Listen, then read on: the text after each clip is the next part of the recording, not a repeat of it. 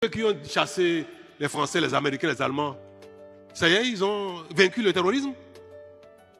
La souveraineté, c'est la conscience qu'on a de soi. C'est la volonté qu'on a de soi à agir avec responsabilité, sans se courber devant l'autre. On peut être dans un partenariat et être souverain. On peut être dans la coopération et être souverain. Notez-le pour de bon. On n'a pas besoin de rompre tous les liens de partenariat, tous les liens de coopération, tous les liens de relations internationales pour proclamer sa souveraineté. Être souverain, c'est être capable dans un partenariat de défendre ses intérêts. Dans une coopération, de défendre sa position, de défendre son intérêt. Et si vous avez les moyens d'acheter des armes en Amérique, ils vont vous les vendre. Vous avez des moyens. Si vous voulez acheter les armes en Turquie, ils vont vous les vendre. Si vous avez les moyens d'acheter en France, en Italie, en Allemagne, ils vont vous les vendre. Les gens font du... Écoutez, le président Trump, il le dit sans gêne. Vous voulez les armes de chez moi, payez, je vais vous vendre. Ça n'a rien à voir avec la souveraineté. Maintenant, si vous voulez qu'on vous aide, qu'on vous donne, ben en ce moment, vous pouvez dire, bon, donnez-moi, mais je viens souverain. Donnez-moi mes conditions. Les gens vous disent, payez, faites-moi ça, vous dites non, non, non. Faites-moi ça, mais dans quelles conditions? Donc, le fait de solliciter l'autre en s'ignorant soi-même, en refusant de faire des efforts soi-même, peut vous amener à perdre votre souveraineté. Et moi, depuis que nous sommes là, nous ne faisons rien sans regarder les autres en face dans les yeux. Nous ne pouvons pas dire, on est content d'être indépendant, 65 ans d'indépendance, et continuer de tendre la main à ceux qu'on a chassés. L'indépendance, c'est payer de sa poche. La souveraineté, c'est payer de sa poche ce qui nous manque. Oui. 65 ans après, nous devons être capables, même si c'est cher, d'avoir l'eau, l'électricité, Internet, les routes, la santé, l'école, la formation technique professionnelle. Même si c'est cher n'importe comment, on va vendre tout ce qu'on a pour avoir ça s'il faut. Parce que c'est important pour nous. Parce que c'est nous-mêmes qui devons financer ça. Et si on ne le fait pas, on n'aura jamais. Ce qui nous a manqué aujourd'hui, manquera à nos enfants. Ce qui nous manquera aujourd'hui, manquera à nos petits-enfants. Si nous refusons de faire les efforts qu'il faut. Ça va limiter notre développement de notre entreprise, de notre PME, de notre atelier, ça va limiter le développement.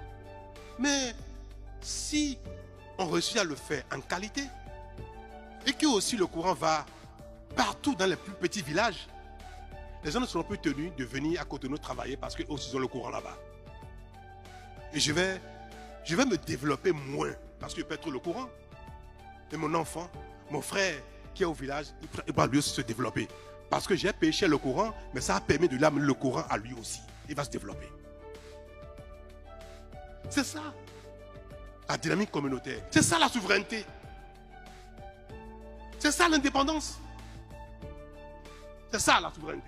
Est-ce que 65 ans après, nous sommes sur la bonne voie pour satisfaire tous nos besoins, avec nos efforts, avec nos salaires, même si c'est dur. On va chanter souveraineté, indépendance, fêter, danser pour ça, alors que ce que ça signifie, ce que ça traduit, nous éloignons de ça tout le temps. Nous ne faisons aucun effort. Mais ce qui est important aussi de faire, c'est de veiller à ce qu'il n'y ait pas de corruption. Si on prend vos impôts, on prend les dettes, et qu'on les détourne, on les bouffe, on en fait n'importe quoi, ça c'est grave. Donc la souveraineté, c'est tout ceci, instaurer la bonne gouvernance par les gouvernants. Ceux à qui on a confié le pays, ils doivent être capables de gérer avec responsabilité, sérieux, rigueur, sans détourner.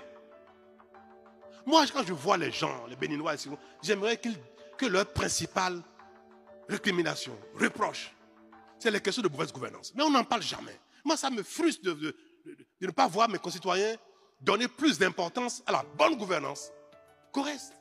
Le développement économique passe par l'effort nous-mêmes, la collecte de nos moyens, mettre ensemble nos moyens et bien les gérer. Et bien les gérer.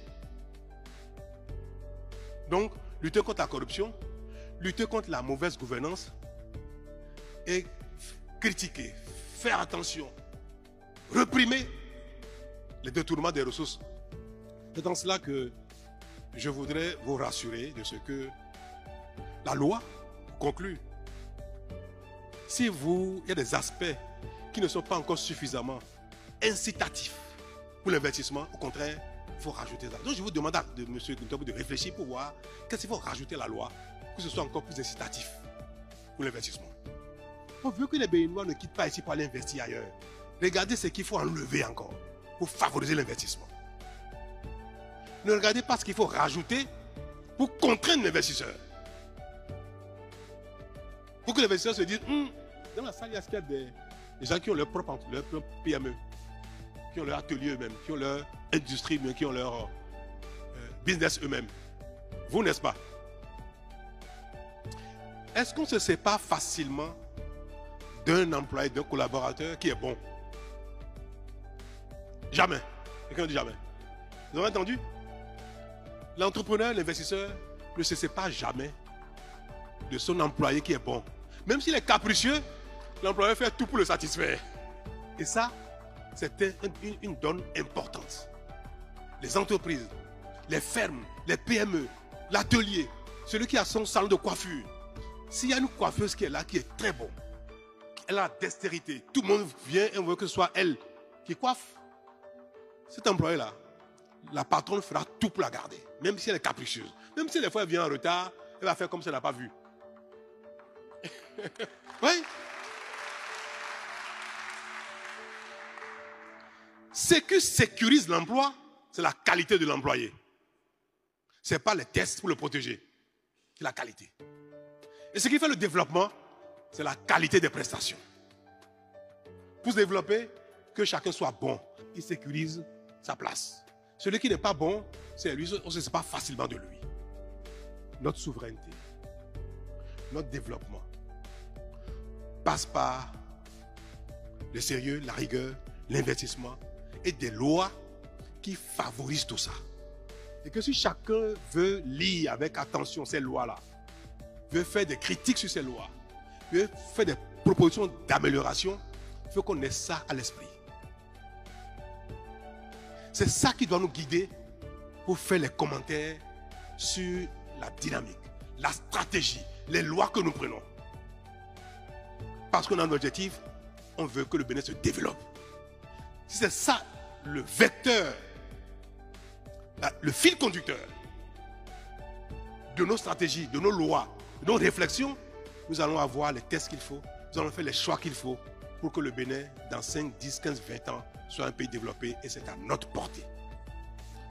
Vous avez écouté le président Macron, vous avez dit, moi je l'ai écouté aussi, mais on n'a pas la même compréhension. En termes de souveraineté, et ça c'est important, et je voudrais que la jeunesse béninoise comprenne ce mot et l'utilise ce mot, pas comme malheureusement on l'entend de toutes parts, où souveraineté veut dire simplement insulter l'autre, dire qu'il y a des colons, des impérialistes partout et que nous ne sommes pas développés à cause des autres. Je veux le dire, il faut bien le noter. Si nous ne sommes pas développés, c'est notre propre faute. Madame, si nous ne sommes pas développés, c'est notre propre faute. Je l'ai dit ici avec les maires, je vais vous répéter ça, je vais essayer de ne pas être long. On dénonce l'esclavage commerce triangulaire comme un crime. C'est un crime ce qui s'est passé. Où les forces vives du continent ont été déportées pour aller développer l'Amérique. Si l'Amérique est à son niveau de développement aujourd'hui, une bonne partie, sinon une grande partie, l'essor de ce pays est lié à la force de nos aïeuls qui sont allés travailler là-bas. Mais est-ce que vous pensez, vous croyez que tous ceux qui ont été déportés sont venus, ont été raflés par les Blancs dans les villages, dans les contrées africaines? Est-ce que ce sont les Européens, ceux qui étaient acheteurs pour amener en Amérique? Est-ce qu'ils sont venus avec fusil, aller dans nos villages pour ramasser les esclaves? La plupart ont été vendus par nous-mêmes. Donc nous sommes co-responsables, peut-être même premiers responsables. Cette bêtise-là, ce crime-là. Est-ce qu'on n'était pas souverain au moment où on vendait nos parents et consorts aux Blancs qui sont installés sur les comptoirs, dans les ports? Avant les Blancs, les Européens, on a vendu nos parents aux Arabes.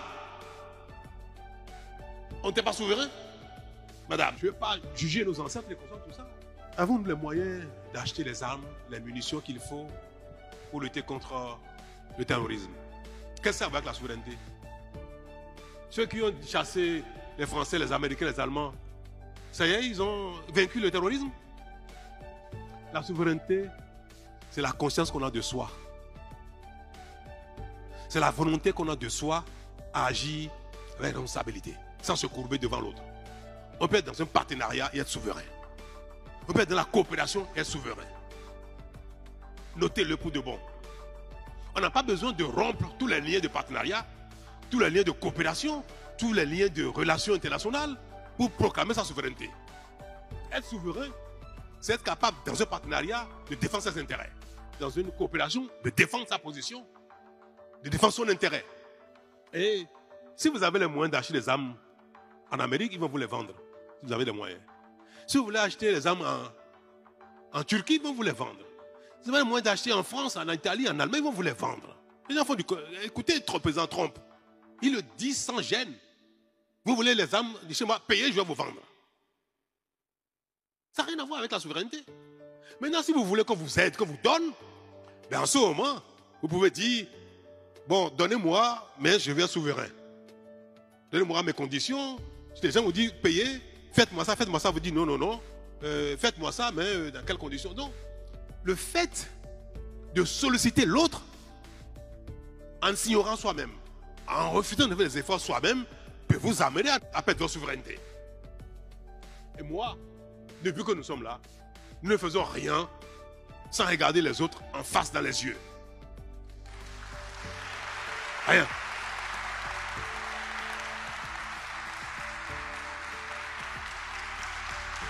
Nous sommes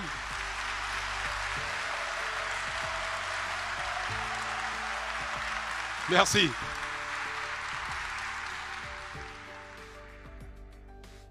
Nous sommes un petit territoire, on n'est pas un pays très grand.